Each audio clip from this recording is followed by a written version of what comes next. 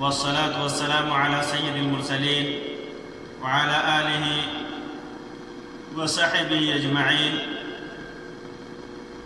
أما بعد، فأعوذ بالله من الشيطان الرجيم. بسم الله الرحمن الرحيم. وأنفقوا في سبيل الله ولا تلقوا بأيديكم إلى التهلكة وأحسنوا إن الله يحب المحسنين. محترم سامعین و ناظرین، آج کی اس مجلس میں نے اپنی گفتگو کا عنوان رکھا ہے اپنے آپ کو ہلاکت میں مت ڈالو، اور اس سلسلے میں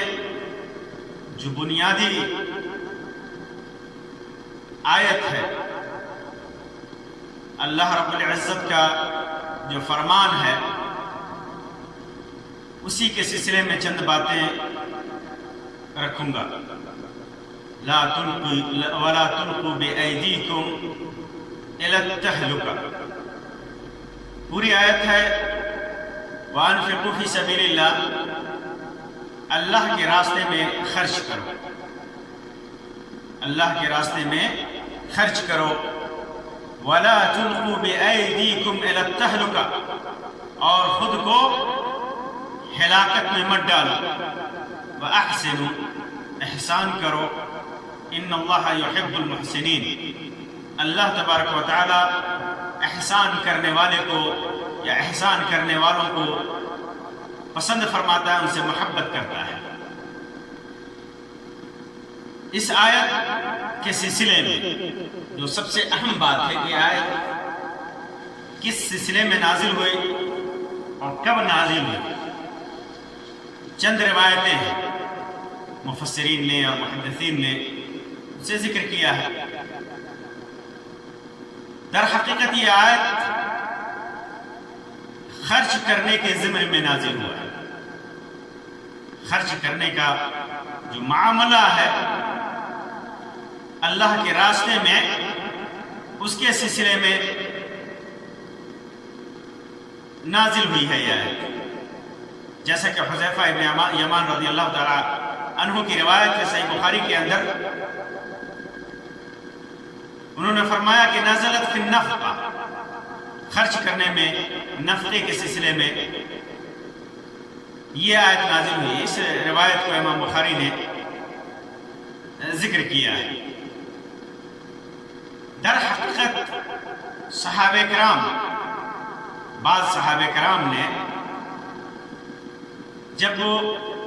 اللہ تبارک و تعالی کا حکم ہوا جہاد کے لیے، تو وہاں پر ان لوگوں نے اپنی تجارت اور کھیتی باڑی میں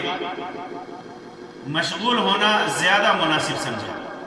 تاکہ کھیتی باڑی کو اور تجارت کو ترقی دے سکے. اس سلسلے میں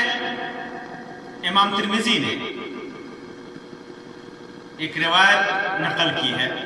جسے علامہ البانی نے سلسلہ صحیحہ کے اندر صحیح قرار دیا ہے. وہ روایت اسلم ابو عمران سے ہے. وہ کہتے ہیں کہ ہم لوگ روم میں، شہر روم میں تھے. روم میں جہاں لڑائی ہو رہی تھی، جس کے اندر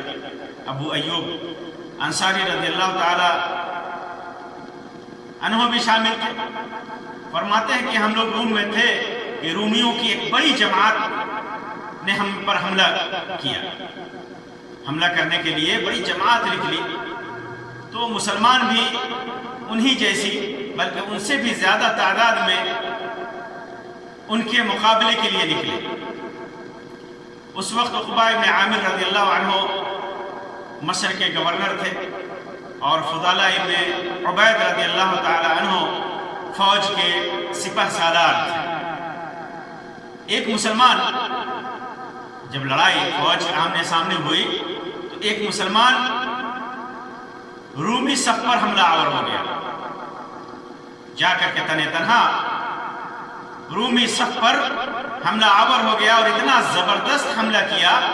کہ ان کے اندر تک گھس گیا. لوگ چیخ پڑے, کہنے لگے سبحان اللہ, اللہ پاک برتر ہے, اس نے تو خود ہی اپنے آپ کو ہلاکت میں جھونک دیا ہے. یہ سننا تھا کہ ابو ایوب انصاری رضی اللہ تعالیٰ عنہ نے کھڑے ہو کر کہا کہ لوگوں تم اس آیت کی یہ تعویل مت کرو, یہ تعویل کرتے ہو, یہ آیت تو ہم انصار کے سلسلے میں نازل ہوئی جب اللہ تعالیٰ نے اسلام کو طاقت بخشی, اس کے مددگار بڑھ گئے, مسلمانوں کی تعداد بڑھ گئی, ہمارے ہاتھ مضبوط ہو گئے, تو ہم میں سے بعض لوگوں نے رسول اکرم صلی اللہ علیہ وسلم سے چھپا کر رازداری سے آپس میں کہا کہ ہمارے مال برباد ہو گئے ہیں, یعنی ہماری کھیتی باڑیاں ہماری کھیتیاں برباد ہو گئی, کھیتی باڑی کے اندر نقصان ہو رہا ہے, تجارت کے اندر نقصان ہو رہا ہے, ہماری صناعت کے اندر, حرفت کے اندر گھاٹا ہو رہا ہے. اور اللہ تبارک و تعالیٰ نے اسلام کو قوت و طاقت بخش دی ہے اور اس کے حمایتی اور مددگار بہت بڑھ گئے ہیں. اگر ہم اپنے کاروبار اور کھیتی باڑی کی طرف توجہ دیتے ہیں تو جو نقصان ہو گیا ہے اس کمی کو پورا کر لیں گے, اس نقصان کو کی کمی کو پورا کر لیں گے. اور وہ لوگ ڈھکے چھپے جہاد میں نہ جانے کا ارادہ کر چکے تھے. تو جب یہ بات ان لوگوں نے کہی تو اللہ تبارک و تعالیٰ نے اپنے نبی پر یہ آیت نازل فرمائی, وَأَنفِقُوا فِي سَبِيلِ اللَّهِ وَلَا تُلْقُوا بِأَيْدِيكُمْ إِلَى التَّهْلُكَةِ, اللہ کے تعالیٰ کی راہ میں خرچ کرو اور اپنے آپ کو ہلاکت میں مت ڈالو. تو یہ آیت کریمہ بتا رہی ہے کہ جو انسان اللہ تبارک و تعالیٰ کی راہ میں خرچ نہیں کرتا وہ خود کو ہلاکت میں ڈالتا ہے, وہ خود کو ہلاکت میں ڈال دیتا ہے. وہ اللہ تبارک و تعالیٰ کی راہ میں خرچ کرنا, چاہے اپنے جان کو خرچ کرنا ہو یا مال کو خرچ کرنا ہو, ہر خرچ اس کے اندر داخل ہے. یہ تو آیت کریمہ کی شان نزول ہے. اس آیت کریمہ کے نازل ہونے کا سبب ہے, لیکن متقدمین اور متاخرین تمام علماء نے اس آیت کریمہ سے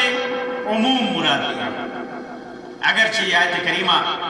اللہ کے راستے میں خرچ کرنے کے سلسلے میں آیت نازل ہوئی ہے, لیکن وَلَا تُلْقُوا بِأَيْدِيكُمْ إِلَى التَّهْلُكَةِ یہ جملہ عام ہے, کیونکہ ایک شرعی قاعدہ ہے کہ اعتبار لفظ کی عمومیت کا ہوتا ہے, اس کا عام معنی مراد دیا جاتا ہے, خصوصیت کا اعتبار نہیں ہوتا ہے جب تک کہ خصوصیت کی تعین نہ کر دی جائے. تعین نہ کر دی جائے اللہ کے رسول صلی اللہ علیہ وسلم کی طرف سے یا اللہ تبارک و تعالیٰ کی طرف سے کہ اسی معنی میں مراد دیا جائے گا, اس کے علاوہ کوئی معنی مراد نہیں لیا جا سکتا. تو اعتبار لفظ کے عموم کا ہوتا ہے. وَلَا تُلْقُوا بِأَيْدِيكُمْ إِلَى التَّهْلُكَةِ, سلف اور خلف تمام علماء کے نزدیک اس سے مراد عام ہے, جس کے اندر ایک مراد تو اللہ کے راستے میں خرچ نہ کر کے ہلاکت میں ڈالنے سے ممانعت ہے, اور دوسرا کہ اپنے آپ کو تکلیف دے کر, اپنے آپ کو قتل کر کے, اپنے آپ کو کسی بھی طریقے سے ہلاکت میں نہ ڈالے. آدمی اپنے آپ کو کسی بھی طریقے سے ہلاکت میں نہ ڈالے. برا ابن عازب رضی اللہ تعالیٰ عنہ کی روایت ہے اس سلسلے میں, جس میں انہوں نے کہا تھا کہ التہلکہ ان یذنب الرجل الذنب فیلقی بیدہ الی التہلکہ ولا یتوب. ہلاکت کیا ہے؟ ہلاکت میں خود کو ڈالنا کہ انسان کوئی گناہ کرے, کوئی بھی گناہ کرے اور خود کو ہلاکت میں ڈالے اور توبہ نہ کرے، توبہ نہ کرے۔ اس روایت کو حافظ ابن حجر نے لکھا ہے کہ اسے امام ابن جریر نے اور ابن المنذر نے صحیح سند کے ساتھ روایت کیا ہے۔ تو شرعی قاعدہ یہ ہے کہ اعتبار نصوص میں اعتبار عموم کا ہوتا ہے، خصوص کا نہیں، خصوص الاسباب نہیں ہوتا۔ تو انسان کے لیے یہ جائز نہیں ہے کہ خود کو کسی بھی طریقے سے ہلاکت میں ڈالے، اس کے لیے جائز نہیں ہے۔ اور خاص طور سے جب کوئی شرعی عذر نہ ہو، شرعی عذر کا مطلب شرعی واجبات یا شرعی آزار یا شرعی مطالبات اگر ہوں تو ہی انسان ڈال سکتا ہے، جیسے جہاد ہے، جہاد میں دشمن سے لڑنا ہے، جہاد میں دشمن سے مقابلہ کرنا ہے۔ انسان خود کو اپنے نفس کو امیر کی اطاعت کرتے ہوئے، حاکم کی کمانڈر کی اطاعت کرتے ہوئے دشمن سے لڑائی کرنا ہے، اس وقت تو جائز ہے، بلکہ بسا اوقات انسان کے اوپر واجب ہے کہ اس وقت اپنے نفس کو خطرے میں ڈالے۔ لیکن اگر کوئی شرعی عذر نہیں ہے، کوئی شرعی مطالبہ نہیں ہے، کوئی شرعی وجہ نہیں ہے، تو اپنے آپ کو ہلاکت میں ڈالنا یہ جائز نہیں ہے۔ چنانچہ ہر اس عمل سے، ہر اس کام سے اور ہر اس اعتقاد سے اور ہر اس عقیدے سے انسان کو دور رہنا چاہیے جو اس کو ہلاکت میں، اس کے نفس کو دنیا اور آخرت میں ہر جگہ ہلاکت میں ڈالے۔ عمر ابن خطاب رضی اللہ تعالیٰ عنہ کے سلسلے میں آتا ہے کہ عمر ابن خطاب رضی اللہ تعالیٰ عنہ شام کے سفر پہ تھے، مدینے سے نکل کر کے شام کے لیے جا رہے تھے وہ، تو راستے میں انہیں خبر لگی، راستے میں کچھ مسافت طے کر چکے تھے، تو راستے میں خبر لگی کہ شام میں طاعون کی بیماری ہے، طاعون کی بیماری، حیضے کی بیماری پھیلی ہوئی ہے۔ تو عمر رضی اللہ تعالیٰ عنہ نے اپنے سفر کا ارادہ منقطع کر دیا۔ تو عبیدہ ابن جراح رضی اللہ تعالیٰ عنہ نے کہا کہ افرارا من قدر اللہ، کیا آپ اللہ کی تقدیر سے بھاگ رہے ہیں؟ اللہ کی تقدیر ہے، شام میں حیضے کی بیماری ہے، طاعون کی بیماری ہے، اللہ نے مقدر کر رکھا ہے اور آپ اس سے بھاگ رہے ہیں۔ تو عمر بن خطاب رضی اللہ تعالیٰ عنہ نے کیا ہی بہترین جواب دیا، کہا، پہلے تو انہوں نے کہا کہ اے ابو عبیدہ، تیرے جیسا آدمی اس قسم کی بات کر سکتا ہے؟ لو غیرک قال یا ابا عبیدہ، کاش تیرے علاوہ کوئی ایسی بات کہا رہتا۔ نفر من قدر اللہ الى قدر اللہ، اللہ کی تقدیر سے ہم اللہ کی تقدیر کی طرف بھاگ رہے ہیں۔ بیماری دینا بھی اللہ کی تقدیر ہے، بیماری سے شفا دینا بھی، بیماری سے بچاؤ بھی اللہ تبارک و تعالیٰ کا مقدر کیا ہوا ہے۔ تو یہ روایت عمر بن خطاب رضی اللہ تعالیٰ عنہ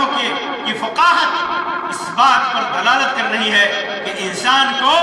ہر اس کام سے خود کو بچانا چاہیے جو اسے ہلاکت میں اور بیماری میں ڈال دے۔ اگر کہیں طاعون کی بیماری ہے تو وہاں نہیں جانا چاہیے، جہاں طاعون ہے، انسان طاعون اور حیضے کی بیماری ہے وہاں سے باہر نہیں جانا چاہیے۔ آج کل کے دور میں کورونا کی بیماری ہے، کووڈ-19 کی بیماری ہے اور اس طرح کی بے شمار بیماریاں وقتاً فوقتاً پھیلتی رہتی ہیں۔ حکومتوں کا حکم ہوتا ہے، حکومتوں کی گائیڈ لائنز ہوتی ہے اور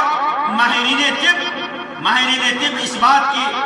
صراحت کرتے ہیں کہ کن حالات میں انسان کو کس طرح کہیں نہیں جانا چاہیے یا کہیں سے نہیں نکلنا چاہیے، کس طرح سوشل ڈسٹینسنگ کا خیال رکھنا چاہیے، کس طرح معاشرتی دوری کا خیال رکھنا چاہیے، کن احتیاطوں کو بروئے کار لانا چاہیے۔ تو اس کی مخالفت نہیں کرنی چاہیے، اس کی مخالفت نہیں کرنی چاہیے آدمی کو، کیونکہ ان کی مخالفت، حکومت کی مخالفت کرنا اور طبی ماہرین کی گائیڈ لائنز کی مخالفت کرنا، یہ انسان کو اپنے نفس کو ہلاکت میں ڈالنا ہو، انسان کو اپنے نفس کو ہلاکت میں ڈالنا ہوا۔ اس وجہ سے ہر اس احتیاط کو اختیار کرنا چاہیے، ہر اس سبب کو، ہر اس وسیلے کو، ہر اس ذریعے کو اختیار کرنا چاہیے کہ جو انسان کو کسی بھی قسم کے ہلاکت سے محفوظ رکھے، کسی بھی قسم کی ہلاکت سے محفوظ رکھے۔ یہی احسان ہے، انسان اپنے اوپر کرتا ہے، اپنے اوپر انسان اسی طریقے سے احسان کرتا ہے جسے اللہ تبارک و تعالیٰ پسند فرماتا ہے۔ وَأَحْسِنُوا، احسان کرو، إِنَّ اللَّهَ يُحِبُّ الْمُحْسِنِينَ، احسان کرنے والے کو اللہ تبارک و تعالیٰ پسند فرماتا ہے، ان سے محبت کرتا ہے۔ ہلاکت کے میں ڈالنے کے بہت سارے اسباب ہیں، نفس کو ہلاکت میں ڈالنے کے بہت سارے اسباب ہیں، ظاہری اسباب جو دنیاوی اعتبار سے انسان کے جسم کو ہلاکت میں ڈالے، اور انسان کا عقیدہ اور عمل بھی، بعض عقائد اور بعض اعمال بھی انسان کو ہلاکت میں ڈالتے ہیں، ہلاکت میں ڈالتے ہیں، جیسے دنیا طلبی، آخرت سے غفلت، آخرت سے غفلت، یہ بھی ہلاکت میں ڈالنے کا سبب ہے۔ ابو عبیدہ رضی اللہ تعالی عنہ بحرین سے تشریف لاتے ہیں، فتح کرنے کے بعد بحرین کو، تو انصار کے کچھ لوگ یہ سن کر کے بہت خوش ہوئے، اور فجر کی نماز اللہ کے رسول صلی اللہ علیہ وسلم کے ساتھ وہ لوگ پڑھے۔ اللہ کے رسول صلی اللہ علیہ وسلم جب نماز سے فارغ ہوئے تو آپ کے سامنے صحابہ کرام آئے، اللہ کے رسول صلی اللہ علیہ وسلم مسکرائے ان کو دیکھ کر کے، اور فرمایا کہ میں سمجھتا ہوں کہ تمہیں ابو عبیدہ والی خبر پہنچ چکی ہے، ابو عبیدہ کے آنے کی خبر پہنچ چکی ہے۔ قالوا اجل یا رسول اللہ، ان لوگوں نے کہا کہ ہاں اللہ کے رسول صلی اللہ علیہ وسلم یہ خبر پہنچ چکی ہے۔ تو اللہ کے رسول صلی اللہ علیہ وسلم نے فرمایا کہ خوش ہو جاؤ، خوش ہو جاؤ، اور سنو کہ فقر کا ڈر تو نہیں ہے، تم لوگ فقر و فاقہ اور محتاجی میں مبتلا ہو جاؤ، اس کا ڈر مجھے نہیں ہے، لیکن مجھے ڈر ہے کہ دنیا تمہارے اوپر پھیلا دی جائے گی، دنیا کھول دی جائے گی، دنیا کی مال و متاع کی وسعت ہو جائے گی تمہارے اوپر، جیسا کہ تم سے پہلے لوگوں کے اوپر مال و دولت کا وہ نچھاور کر دیا گیا تھا، بہت زیادہ مال و دولت انہیں دیا گیا تھا۔ فتمنا فسوا، دنیا میں اس قدر لوگ مشغول ہو گئے کہ وہ ہلاک ہو گئے، کہیں ایسا نہ ہو کہ تم بھی دنیا طلبی میں اس قدر مشغول ہو جاؤ کہ تم بھی جیسے وہ لوگ مشغول ہوئے تھے اور تم بھی ہلاکت میں پڑ جاؤ جیسے وہ لوگ ہلاک ہوئے تھے۔ غور کیجئے کہ دنیا طلبی بھی ہلاکت میں، آخرت کو بھول جانا، دنیا طلبی حلال ذرائع سے، حلال طریقے میں اسے خرچ کرنا، زندگی گزارنے کے لیے، آل و اولاد کے خرچ کے لیے، اللہ کے راستے میں خرچ کرنے کے لیے، یہ معیوب نہیں ہے۔ معیوب یہ ہے کہ انسان دنیا طلبی کی خواہش اور لالچ میں اس قدر پڑ جائے، اس قدر غفلت میں پڑ جائے کہ آخرت کو بھول بیٹھے، اللہ کا حق بھول بیٹھے، خود اپنا حق بھول بیٹھے، اللہ کی مخلوق کا حق بھول بیٹھے، آل و اولاد کا حق بھول بیٹھے، غربا و مساکین کا حق بھول بیٹھے۔ یہ معیوب ہے، یہ ہلاکت میں پڑنے کا سبب ہے۔ چنانچہ ایسے اعمال سے انسان کو بچنا چاہیے جو ہلاکت اور عذاب الہی کا سبب ہے دنیا میں اور آخرت میں، اللہ کی رحمت سے دوری، جنت سے دوری اور جہنم سے قریب ہونے کا سبب ہے۔ ایسے تمام اسباب سے انسان کو بچنا چاہیے، ایسے تمام اسباب سے بچنا چاہیے، چاہے وہ کفر ہو، چاہے وہ شرک ہو، چاہے وہ نفاق ہو یا بڑے بڑے گناہ ہو، تمام سے انسان کو بچنا چاہیے جو انسان کے لیے دنیا میں اس کے جان و مال کے لیے نقصان دہ ہو، ہلاکت کا سبب بنے، یا آخرت میں اس کے لیے نقصان کا سبب ہو۔ اسی طرح دنیا میں ایسے حرام کاموں سے بھی بچنا چاہیے جو انسان کے لیے جان، ایک وہ حرام ہے، دوسرے اس کے جان کے لیے ہلاکت کا سبب ہے، جیسے شراب نوشی ہے، نشہ آور چیزوں کا استعمال ہے۔ اللہ تبارک و تعالیٰ فرماتا ہے وَلَا تَقْتُلُوا أَنفُسَكُمْ، اپنے نفس کو مت قتل کرو، خود کو مت قتل کرو۔ مفسرین نے اس آیت کریمہ کے کئی معانی بیان کیے ہیں، کئی معانی بیان کیے ہیں۔ ایک معنی تو یہ بیان کیا ہے کہ اس سے مراد معصیت کا ارتکاب ہے، گناہوں کا ارتکاب ہے، اور تمام گناہ جو معصیت ہے، اسم ہے، گناہ ہے، تمام کے تمام ہلاکت کا باعث ہے۔ جس چیز سے بھی اللہ اور اس کے رسول نے روک دیا، جس چیز کو معاشرے میں ہم جانتے ہیں کہ شریعت کی روح سے یہ گناہ ہے، معصیت ہے، چاہے وہ سلوک کے اعتبار سے ہو، معاشرے کے اعتبار سے ہو،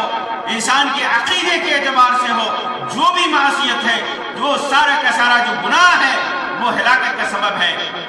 کفر ہے، شرک ہے، نفاق ہے، چوری ہے، ڈکیتی ہے، سود خوری ہے، نشہ آور چیزوں کا استعمال ہے، جوا بازی ہے، ایک دوسرے کو دھوکہ دینا ہے، جو بھی انسان کو قتل کرنا ہے، ناحق قتل کرنا ہے، یہ ساری کی ساری چیز معصیت ہے، یہ گناہ ہے، اور ساری چیزیں انسان کو ہلاکت میں ڈالنے والی ہے۔ اور اسی سے اسی کو اللہ تبارک و تعالیٰ نے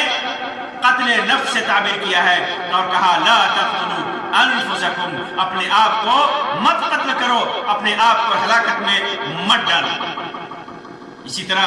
ایک معنی مفسرین نے اس کا یہ بھی بیان کیا ہے کہ اس سے مراد کسی مسلمان کو قتل کرنا بھی ہو سکتا ہے، کسی بھی مسلمان کو ناحق قتل کرنا ہو سکتا ہے، کیونکہ سارے کے سارے مسلمان ایک جسم ہیں۔ جسد واحد کہا گیا ہے حدیث کے اندر کہ مسلمان کا بھائی ہے، ایک جسم کی طرح ہے، اس لیے کسی مسلمان کا قتل کرنا بھی ایسا ہی ہے جیسے آدمی خود کو قتل کر رہا ہے۔ چنانچہ اللہ تبارک و تعالیٰ نے فرمایا لا تقتلوا انفسکم، اپنے آپ کو قتل مت کرو، اپنے آپ کو ہلاکت میں مت ڈالو۔ اور تیسرا معنی مفسرین نے اس آیت کا یہ نقل کیا ہے، بیان کیا ہے کہ اس سے مراد خودکشی بھی ہو سکتی ہے، سوسائڈ، آتم ہتیا، خودکشی، یہ بھی مراد ہو سکتی ہے۔ خودکشی کرنے سے اللہ تبارک و تعالیٰ نے فرمایا، منع فرمایا اور کہا لا تقتلوا انفسکم، اپنے آپ کو خود کو قتل مت کرو۔ یہی وجہ ہے کہ آدمی خودکشی کرتا ہے، اور جو خودکشی کرتا ہے قیامت کے دن اسے سخت سزا ملے گی، اسے سخت سزا ملے گی، سخت سزا کا سامنا کرنا پڑے گا، کیونکہ کبیرہ گناہ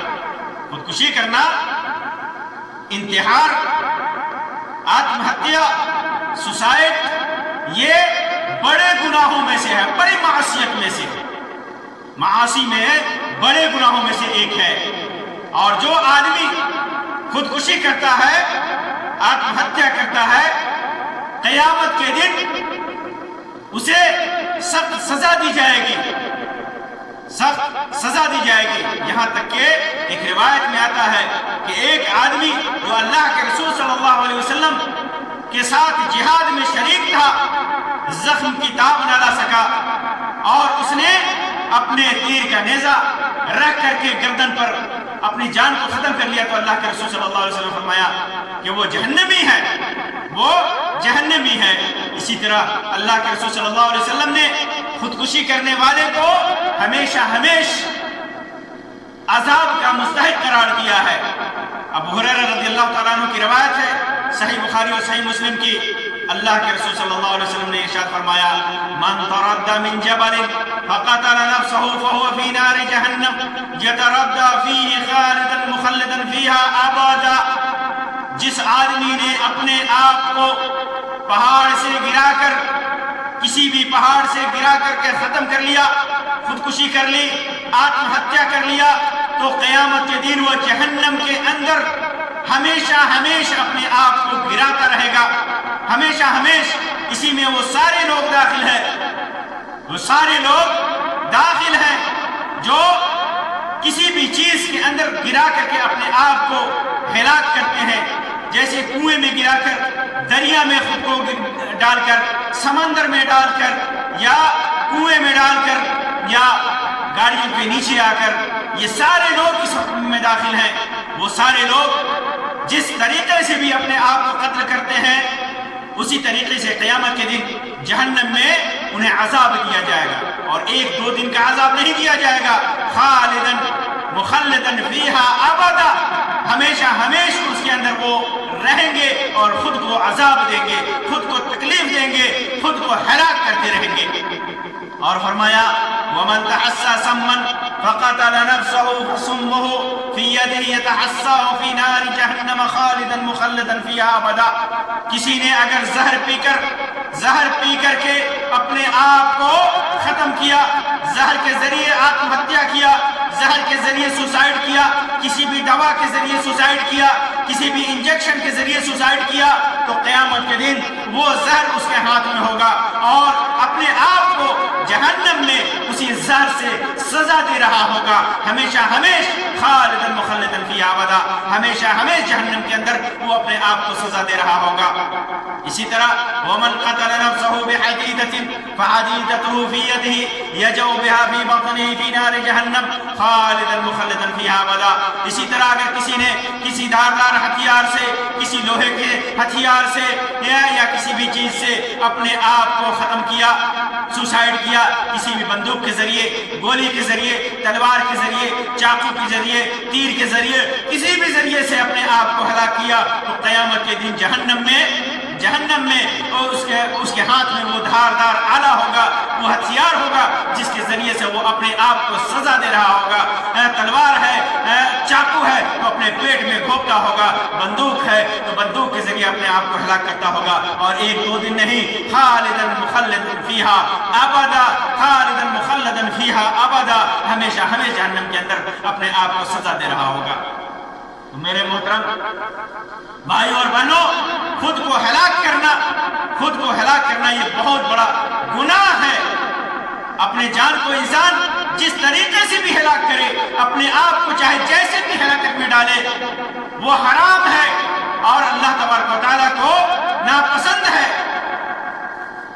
اسی وجہ سے ہر اس کام سے اور ہر اس عقیدے سے، ہر اس عمل سے ہمیں بچنا چاہیے جو ہمیں دنیا میں بھی ہلاکت میں مبتلا کرے اور آخرت میں بھی ہلاکت